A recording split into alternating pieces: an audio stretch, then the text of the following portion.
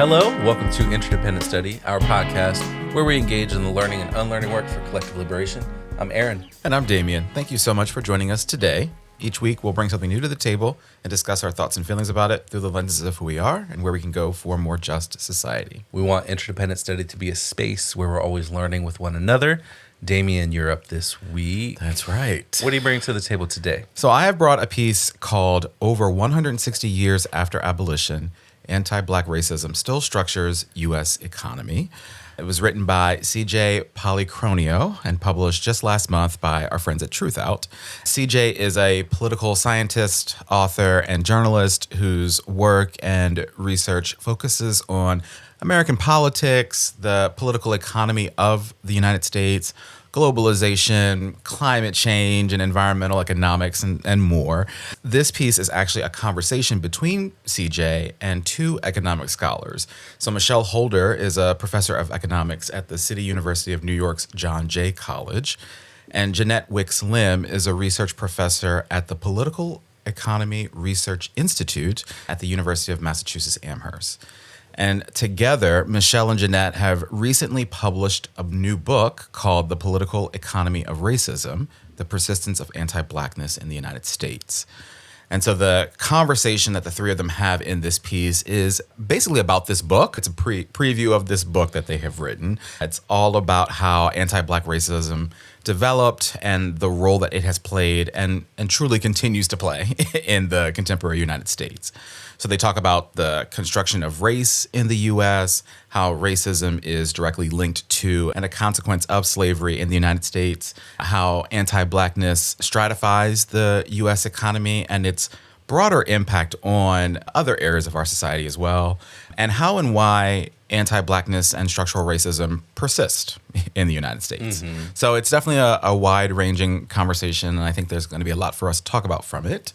So let's do that. Where do you want to start? Sure. I thought it seemed like a really good introduction to the basic tenets of their book. Yes. And how anti-Blackness really permeates nearly everything, especially related to the economy. Yes. And some of the reason why, they explore the foundations of this country and the way that the concept of race was really latched onto in order to create social hierarchies and separate poor white people from any other poor people. Yes. And give them those psychological wages of whiteness. And they talk about this early on and they say, quote, how the concept of race developed out of political and economic choices made by English colonists of the New World starting in the 17th century.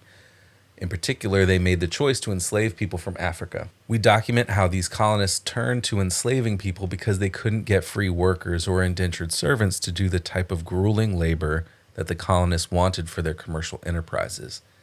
And to maintain their practice of enslaving people, the colonists withheld virtually any legal rights from the primary supply of people colonists had access to enslave, people from Africa. Colonists also supported this practice by imbuing profound meaning to superficial physical differences between African and English people and attached this meaning to the concept race. In other words, race developed into a crucial social marker for the legal status of slave, a legal status that this society maintained for more than 200 years. And I thought that was important because these hierarchies persist today in individual beliefs, in the way that people see the world. Yep. Some of them marched in D.C. yesterday. Oh, yes. On the 4th of July, right? On the 4th of July. Yeah. But also in power structures that shape our experiences in this country. And that power structure persists. And particularly when you look at the choices that people in power made, we're talking about they couldn't get free workers or indentured servants to do the type of labor that they wanted them to do. Right. There's a purpose to that in separating people. And we've talked about that before with rebellions and revolts and what happened to really separate poor and working class people from one another to say, no, you don't have anything in common with them. Look at how different they are. Yeah. You're you and you're with us. And one day you could be calling the shots too, right? Yeah. Wink, wink. Wink, wink, nudge, nudge. But no, you won't, because we also set it up so that you won't. But, maybe one day somebody could, and you're closer to us than that. And that power structure of those choices persists today too. Absolutely. I think one of the big things that you said there that stood out to me was just this idea that it's both individual and pervasive and impactful in all of us. This ideology and the impact of slavery and the political consequence of it certainly has had just this wide-ranging impact. A lot of their conversation actually in this piece was about that. One of the pieces of their conversation that stood out to me was Michelle's response to CJ's question about whether or not anti-Black racism is a consequence of the role of slavery on the U.S. economy, or if anti-Blackness is just ingrained within white supremacist ideology. And that stood out to me. Her response stood out to me because it makes it clear that it's not an either or kind of question and situation, right? Yeah. There's plenty of applicability of their analysis here to where we are right now in our society and in our country. So Michelle responds to CJ's question by saying this, quote, "Throughout the book, we draw lines directly linking anti-Black racism to the institution of slavery.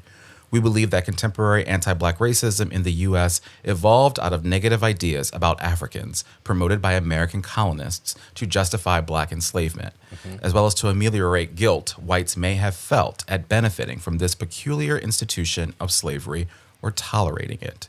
In response to a part of the question as it is posed, we believe that white supremacist thought implies anti-Blackness. However, from our perspective, one need not to be a white supremacist to engage in anti-Black behaviors. Indeed, Justice Clarence Thomas is a prime example of a Black person whose work on the Supreme Court repeatedly involves rulings which are contrary to the interests and needs of the Black American community." And just as an aside, I feel like there are a lot worse things we could say about Clarence Thomas, but... What do you mean? What? I digress. So here's where her response, I think, turns towards where we are today. So she goes on to say, quote, "While we do not dispute the notion that discrimination against and stereotypes about Black people existed prior to the founding of the U.S., the present-day brand of anti-Black racism in the country has traceable roots that lie primarily in the implementation of slavery and, with the abolishment of slavery, the desire of white Americans to preserve privileges that were exclusive to their racial group in antebellum America, in line with the tenets of stratification economic theory. In addition, discrimination against and stereotypes about many racial and/or ethnic groups exist throughout world history, so such experiences are not exclusive to Black Americans." And so I feel like there's a lot to unpack in her response there, but we've talked a lot on the podcast before about the significant role that slavery has played on the country, and you started to talk about that a little bit here too. But for me, its impact is truly woven into the fabric of our society, and we can see and feel it in so much of our societal institutions and infrastructure and government. Obviously, the list really goes on. But Michelle's work to name the desire that white people had post the abolishment of slavery to preserve their rights, to hold on to them, and their privileges and that status, and you started to talk about this too, really stood out to me as a clear connection point or through line to where we are now with the impact of authoritarianism on our country. Yeah, and I think back to the Declaration of Independence, because that's really what that 250th anniversary is acknowledging that we had recently. Yes. And I think about that story from the 1619 Project where Thomas Jefferson is authoring that while being served by an enslaved person. Slaves. Yeah, absolutely. And the direct contradiction of being served by somebody who is not free and demanding your freedom from an empire. Yes.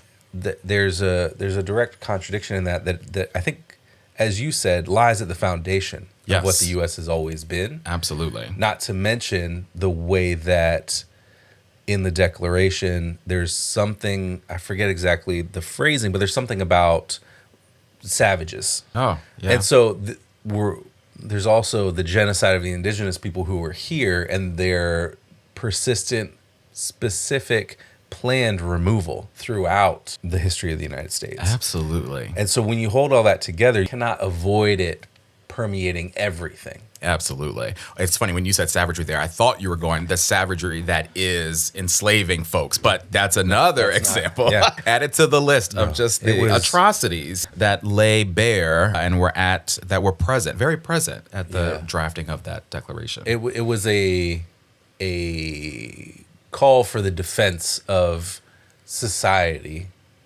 against the savages who were present here in Yes. Thomas Jefferson's word. And I'm paraphrasing Sure. heavily, but it's in there too. Absolutely. And then Jeannette goes on to talk about how education has been used to create this racial stratification. Yes. And you think about education, all the ways that founding permeates our education system. Right. But she says, quote, U.S. history and its current education system is full of examples of how white Americans have actively sought ways to bar Black Americans access to educational resources. Most people with any familiarity with U.S. history are well aware of the racial animus that animated these efforts. What might be less well known are the efforts of Black people to access educational resources, even those who were enslaved during the antebellum period. We document these efforts, including how newly freed Black Americans basically organized the Southern public school system into existence after the Civil War. Yes. Stratification economics shines a light on these processes, how social groups in the U.S. have competed with one another to control or gain access to educational credentials and to use these credentials to obtain economic resources for in-group members. And those stories about how Black people shaped the public education system in the South, Yes. and therefore the nation, are lesser known, but are something that we've talked about here before. Yes. That the public education system's roots in the Reconstruction era and then years later desegregation are some of the reasons why attacks on public education persist by those who subscribe to an active white supremacist, white nationalist ideology. Christopher Rufo is doing this because he hates that we can talk openly about this history now, and I believe he hates that the school systems that exist, the public school systems that exist, serve Black people and lots of people. Yes. Everyone. That's the purpose of public education. Yep. But also that it's founded in Black people demanding that this be something that we value Yes. in our country for everyone, And have access to. And folks have access to. Yes. following the abolition of enslavement. Absolutely. Yeah. It's the talk about education there is really powerful to me. And I think you're right too. It's a history that's not talked about enough, in my opinion, about the role that had in the South and then beyond. Even thinking about enslaved Black folk, when they were enslaved, thinking about education and teaching each other and doing that in the cloak of darkness. I mean, education was always important to Black people in this country from the jump. Yeah, especially because it was held from them. It was held from them. You can't learn to read or write because what can you do with that? Yeah, that's access Knowledge, to power. power, Yeah. So I'm glad you brought that piece up. So a big part of their conversation and analysis is around the connection between and impact of anti-Blackness on the American economy. So Michelle offers this, quote, "Anti-Blackness stratifies the U.S. economy by the assignation of a positive value to a white identity alongside the assignation of a negative value to Black identity. These value assignations have been crafted and culturally cultivated over centuries, initially to justify the enslavement of Africans in America, while imbuing whites with the notion that they were divinely chosen by a creator to control other groups. After emancipation, the value assignations continue to be propagated by whites to preserve their primacy in an American racial pecking order. Contemporary audit studies conducted to assess the existence and extent of anti-Black racism in the U.S. labor market have repeatedly shown that white job applicants are preferred more than Black job applicants, all else being equal." And so a little bit later, Michelle goes on to say, quote, "Contemporary income and wealth inequality in the U.S. tracks very closely with race, with Black Americans in the least favorable economic position compared to whites. This places the Black community at a disadvantage regarding equitable access to educational attainment, good health care, home ownership, safe and environmentally sustainable communities, as well as the ability to influence policy change given the power of money in elections. These constraints on the Black community make it harder for Black families and individuals to attain economic mobility to the degree that white families and individuals have for generations, thus resulting in continuing economic stratification along racial lines in the U.S. And, this analysis right here, to me, is kind of the meat and potatoes of any argument for the imperative that is ending white supremacy, right? Full stop. As I said earlier, Blackness is baked in, and these are just a few examples of the impact of that DNA in what is the U.S. economy and really America. Yeah, definitely. And I want to, I guess, back up a little bit because there's a concept they talk about here called stratification economics that we've both mentioned now a couple times. Yeah. That Jeannette describes as, quote, how social groups compete with each other in order to gain greater access to social, political, and especially economic resources. That is to achieve favored positions in social hierarchy.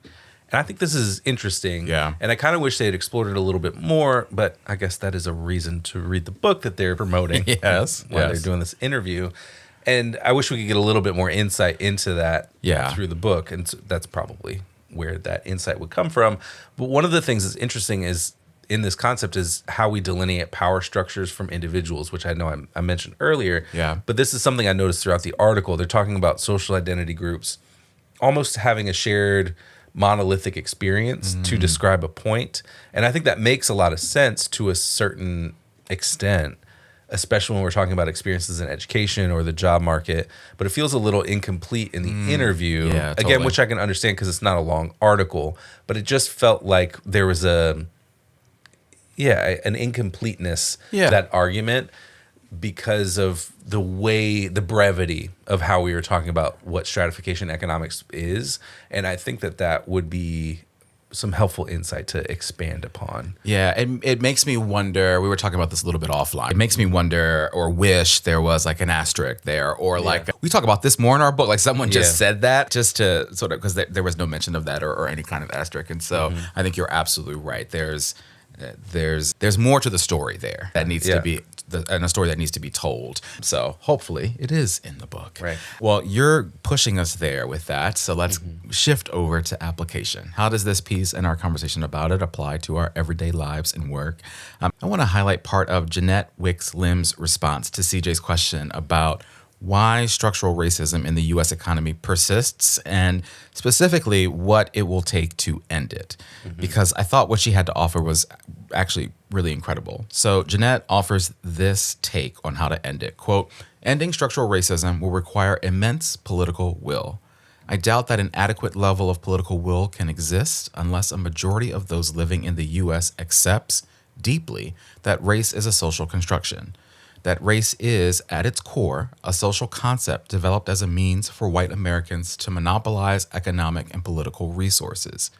In other words, the only way that I can imagine really challenging structural racism is if white Americans broadly and actively work to eliminate the advantages they receive from their racial identity. And the only way I can imagine them having the political will to do that is if they see that their whiteness is meaningful only as a means to achieve racial injustice. And I could not agree with her more here. To put it bluntly, if you will, I think white people need to ask themselves this question of how they can use their whiteness for good and towards the goal of ending white supremacy. And if that can happen, if collectively across the board that can happen, just imagine the world we'd all finally have. Yeah, because I think that even posing that question, there's an immediate shutdown. Yeah. And the sort of psychological defenses go up. Yes. Of, well, I didn't do, blah, blah, blah, blah, blah, blah. And which on one hand is understandable because you feel like your identity is under attack or whatever it is. But it is something to think about broadly if we had a little bit more humility to be able to ask questions of ourselves, critical, hard questions of ourselves, what the world might look like in a different way. Absolutely. I know I'm expanding it beyond just thinking about race, but specifically in the context of race and the context of whiteness and your participation in anti-blackness as a person or as a part of a political organization or somebody in power. That kind of humility and that kind of critical thinking, self-critique, I think would just doing that would begin the change for a lot of things. Absolutely. I like the use of humility there. That's powerful. Very good. Yeah. I think, and so my application comes from Jeannette as well in the same answer that she was giving, but just a little bit earlier. So we're talking the same question. But she's talking about the history and the impact of centuries of anti-black policies. She says, quote, for the first 350 years of this nation's development, Starting in the early 1600s with the first English colonies until the mid-1960s, public policy explicitly codified and enforced racial discrimination. It took the Civil Rights Act of 1964, the Voting Rights Act of 1965, and the Housing Rights Act of 1968 to remove state-enforced explicit racially discriminatory policies. Those passed only 60 years ago. In other words, this land has developed and operated for 350 out of its roughly 410 years of history since European colonization, with state-enforced explicit racially discriminatory policies. Institutions and practices that perpetuate racial disparities have accumulated over this long history. And so only 60 years. Yeah. 60 years ago. And I think that this context is important as the country celebrates 250 years of existence. Right. White supremacy and anti-Blackness operate hand in hand to reinforce social hierarchies, and it's only been 60 years since it has not been explicitly codified. Yes. In all of these policies across so much of the U.S. And so there's a lot that perpetuates. Even if you so-called erased something 60 years ago, that doesn't do the full job. Absolutely. There's not more work with, to do. And not with 350 years. Oh my gosh, that's crazy. Yes, I appreciate you bringing the earlier part of Jeanette's response there, because I think the years and the numbers in comparison really sort of help bring that point home. So Yeah, it tells a whole story. absolutely. All right, well, let's talk about homework. What do we want to do to continue our learning and unlearning work once we leave the table today? I will say that CJ Polychroniou has been a prolific contributor to Truthout, and so it'd be really cool to check out some more of his pieces.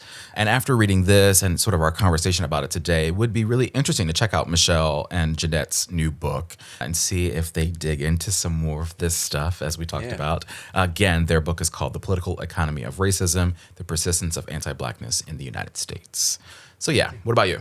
Yeah, I think it'd be great to check out that book at some point, and perhaps some articles about stratification economics and what that entails, to better understand some of the arguments that they're making in this interview, just to try to see their citations that are hard to make in an interview. And so just to understand more of, well, what do we mean by stratification economics, and bigger picture, what does that look like? Absolutely. I love that. We can do our own learning here. Very good. Yeah. All right. That's our conversation about this piece in Truthout and their conversation there. Aaron, you're up next time. What are you bringing to the table in our next episode? Well, there is a new issue of Hammer and Hope out. Yes. So get ready, because it's time to bring another article from Hammer and Hope, even though we just had one a couple weeks ago. Yeah, that's all right with me. Yeah. So next week we'll talk about Do You Understand Your Own Language by Robin D.G. Kelley, which feels especially relevant since, as I mentioned, this country just acknowledged its 250th birthday. And Dr. Kelley writes about the Declaration of Independence and the history of Black radicals critiquing it and the foundations of so-called freedom in this country. Absolutely. I cannot wait. Anything by the one and only Dr. Kelley is a must read. So thank you for bringing us back to the new edition of Hammer and Hope. Very good. All right, folks, with that, we want to thank you for joining us today. You know what we want you to do here, but in case you forgot, please follow, leave a rating and review, share our podcast with the people in your life, follow us on social media, including Instagram, TikTok, and Blue Sky. Check us out on YouTube and sign up and join us on Patreon to get notified about any new things we've got going on behind the scenes. Yes, thank you for listening. And remember, it's not about us, but it is about all of us. And we'll talk to you next week.